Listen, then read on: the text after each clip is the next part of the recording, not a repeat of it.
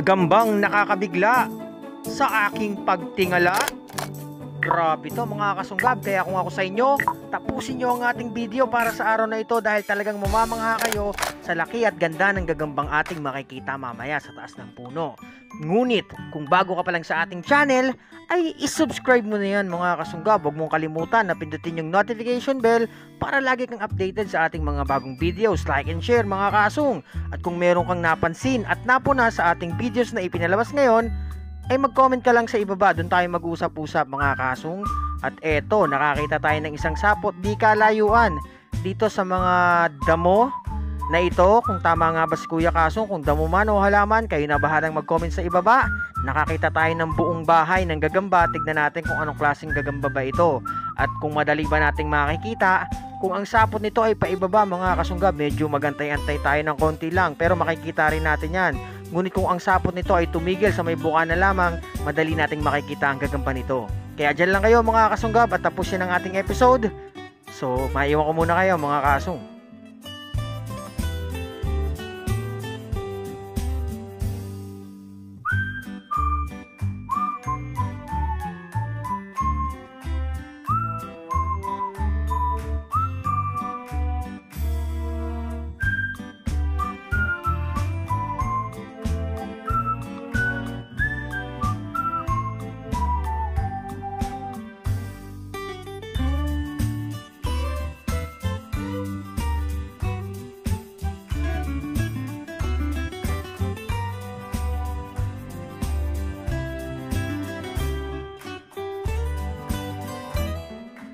At katulad nga ng sinabi ko kanina, ang sapot po ng gagambang hinaharap natin ay pailalim mga kasunggab.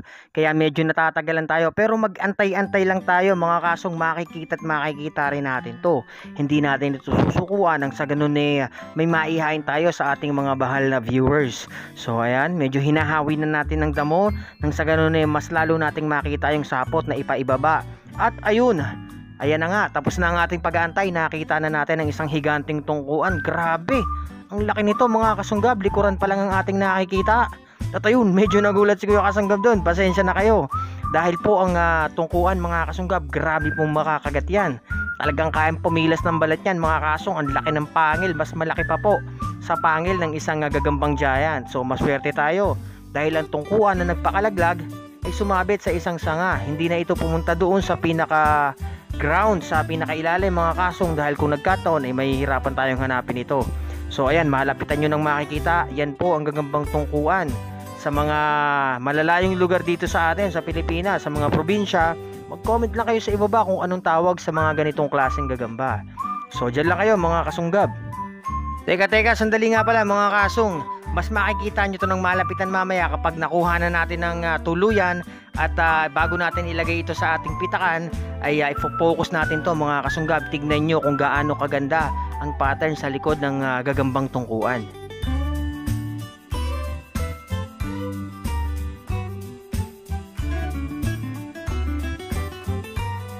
At sa wakas, nakarating na tayo sa ating e-bike. Kukunin na natin ang ating pitakan dito sa ating compartment. Ngunit bago ang lahat mga kasunggab, syempre, kailangan nating i-showcase ang ganda ng tungkuan na ito.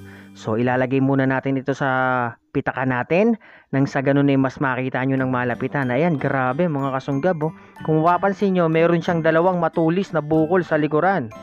Ayun, kasyang-kasya lang siya sa ating pitakan. Medyo may kalakihan yung ating pitakan, subalit hindi na siya makagalaw ng ayos doon. Grabe, napakalaking gagamba at napakaganda. Para sa inyong lahat yan mga kasunggab. At kung mapapansin nyo rin, ang korte ng puwitan ng tungkuan ay patatsulok. So eto, palagi ko nakakita na naman tayo ng isang sapot dito sa puno. So medyo mahirapan tayo dito kung ang gagamba ay nasa pinakataas.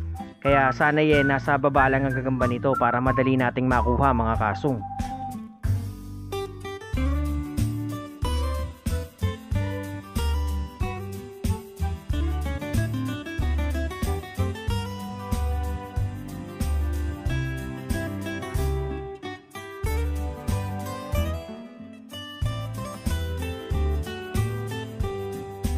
Sa mga puntong to mga kasunggabay, nagmamasid-masid tayo sa bawat paligid dahil hinahanap natin ng dulo ng sapot.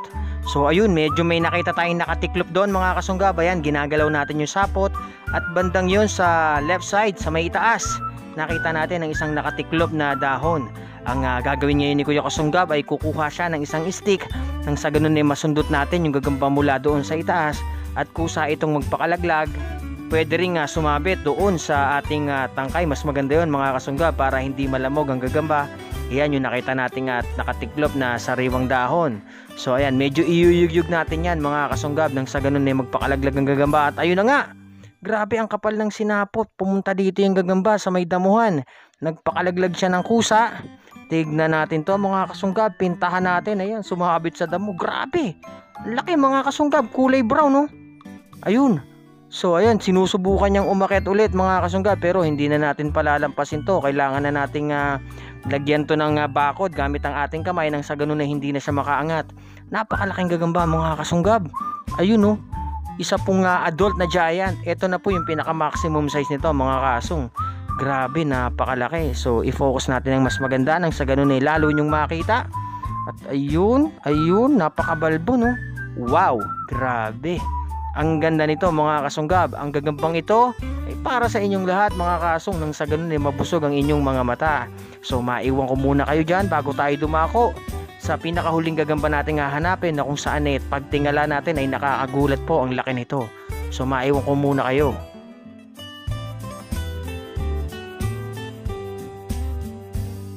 Eto mga kasong, sa tulong ng tangkay ng damong tuyo na yan ay napansin natin ang isang sapot paangat doon sa puno ng pine tree. So obviously mga kasunggab, napakalaki po ng bahay ng gagambang ito. Napakalawak at napakakintab.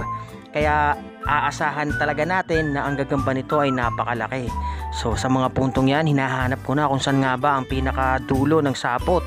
At kung nasa ng dulo nito, panigurado nandun yung gagamba.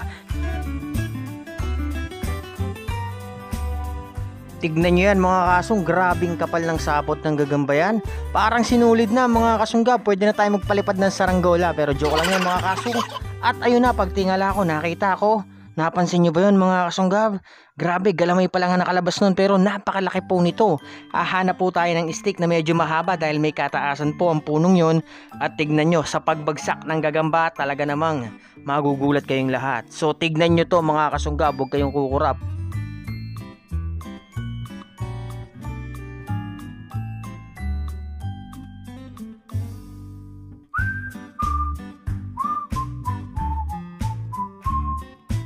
Eto, sinusundot na natin mga kasunggab pero kailangan dahan-dahan lang, baka maaksidente natin yung gagamba. At ayun, pumunta pa sa kanyang bahay. So kailangan ulit nating sundutin to. Kailangan mapanatili natin siya doon sa stick para dahan-dahan natin itong ibababa nang sa ganun na makuha natin na maayos ang gagamba. Grabe, lumalaban pa oh.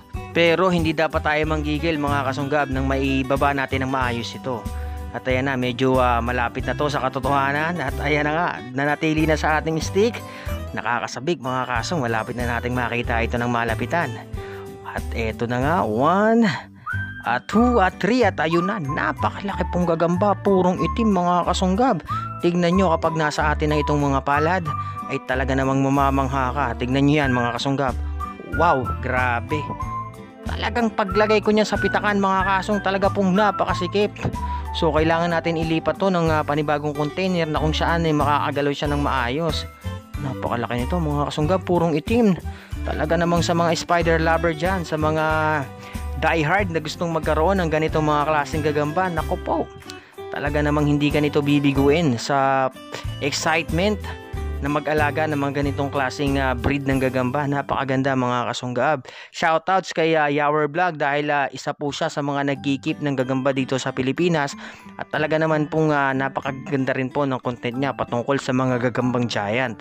So ayan, dahan-dahan na natin dadalhin sa ating pitakan. Tignan nyo mga kasong.